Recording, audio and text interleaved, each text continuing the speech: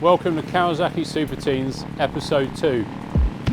Welcome to the show. This time we meet up with 7 of the riders who will be lining up on the grid this season. That one. Right, okay. Carl Harris, 17. Charlotte Marcuso, 19. Luke Hopkins, 15. Lewis Smart, 20. James Cook, 16. Jay Yoldham, 18. Zach Weston, 14.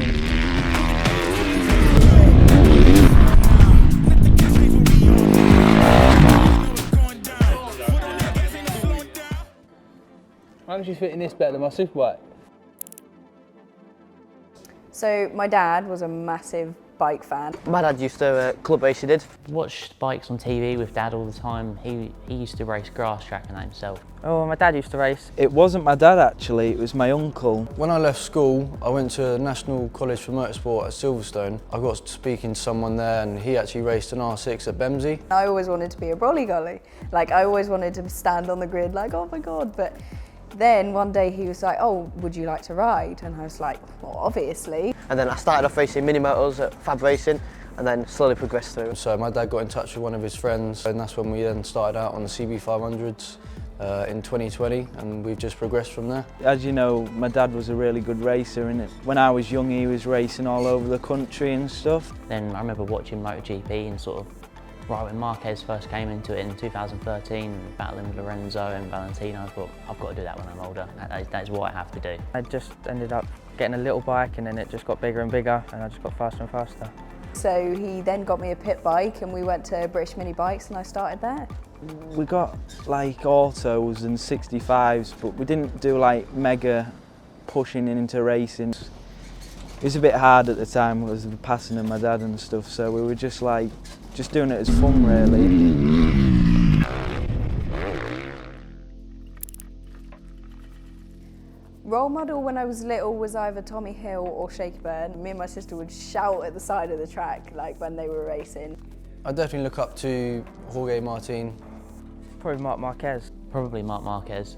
Marc Marquez. That sort of mental resilience. He just never gives up.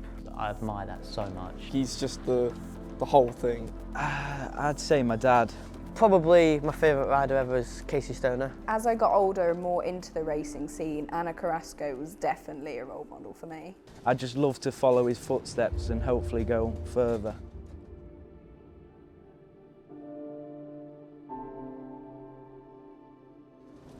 It's great that you're continuing that legacy.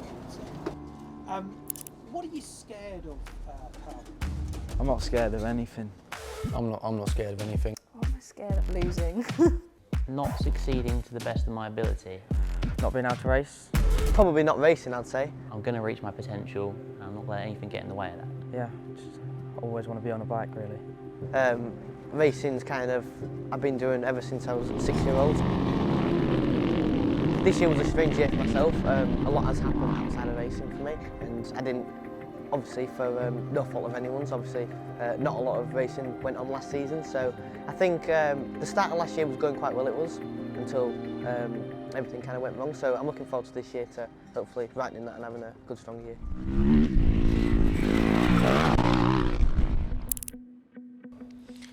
I feel ready to go, not really too many nerves, I'm just sort of focused on the job.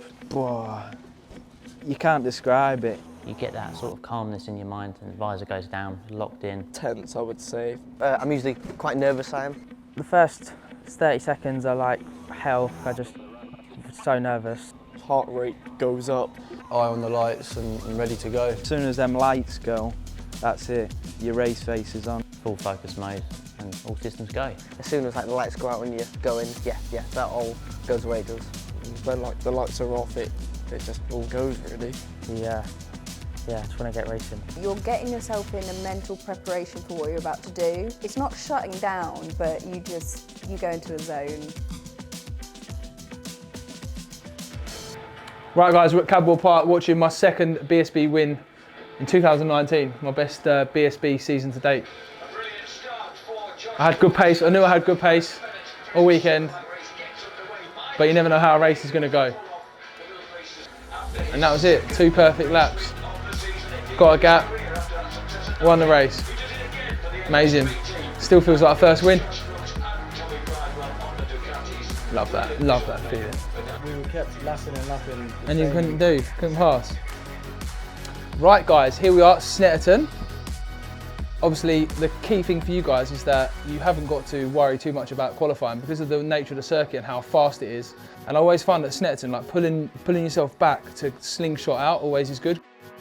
Yeah, and the more experience you get with the bike as well in the class, you'll know that throughout a weekend you'll kind of just be like, right, okay, slipstream is massively important here. But obviously as you sort of get through the race weekend, your brain will sort of be logging this sort of thing anyway. That's something like your racing IQ. My IQ in life probably is very low, but with racing you have to always try and be better. Basically I was stuck between a rock and a hard place because I was too young to go up to 600s, but I was too big to ride the 125. So the 400 was a perfect sort of middle ground. I think what's important for the kids these days is to have, I can really say that now because I'm 30 years old, I'm a grown up, but what I feel for the younger generation, shall we say, not kids, is that it's a good step, you know, from 400 to 600, you know, if they go from this class to a super sport bike, it's less of a jump. So for me, it's going to be ultra competitive because they're all hungry, they're young, it's obviously the age gap's 15 to 20. The fact that the bikes are all even makes it even harder. I think it's going to bring some success into the future. Like, you only have to look at some of the young riders, you know, of our era and generation who come from the Superteen days, and the fact Kawasaki have put this together, I think is a really good thing. So I've come from a very similar route myself. The Kawasaki Superteen Championship is going to be really exciting this year, and they're going to be some amazing riders to come from this championship, and I'm really excited to see what we've got in store this year. Thanks for coming down and bringing Carl with you. Superteen's not a new thing for you. It's firmly part of your history, and obviously you've got the relationship there with Carl's dad as well. Yeah, so it's quite ironic that we're here, and obviously Carl starting a Superteen journey with our team, as my Superteen journey started when I was 15 years old with Carl's dad. Carl obviously part of the SBR Racing Kawasaki team this year, riding in the Superteen Championship. Seeing him out on track now, he looks pretty handy on a motocross bike. How do you think he's going to go on tarmac?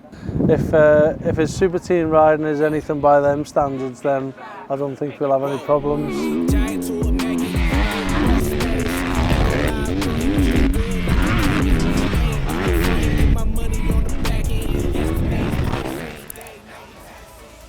So out of this year, I'd love to win the championship. I want the championship. Yeah, definitely. That's what I want.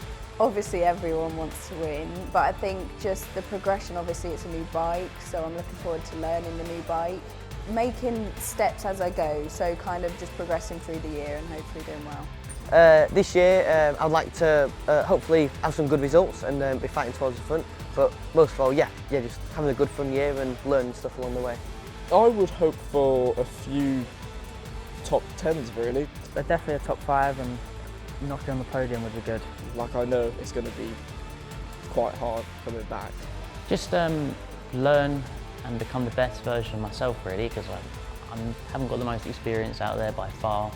So I just want to learn my craft, fulfill my potential and do my absolute best and see what happens.